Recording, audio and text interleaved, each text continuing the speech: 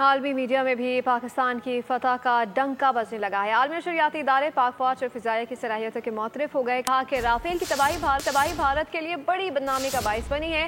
پاک فضائیہ نے خطے میں اپنی برتری ثابت کر دی ہے۔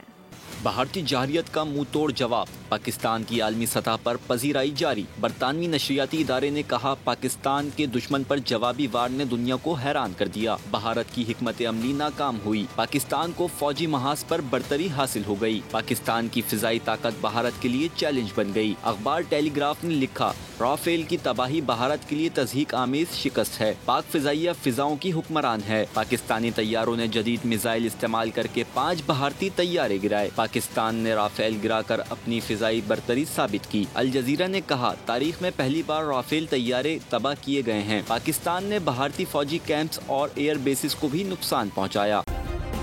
سبسکرائب کریں اور بیل دبائیں تاکہ کوئی خبر رہ نہ جائے۔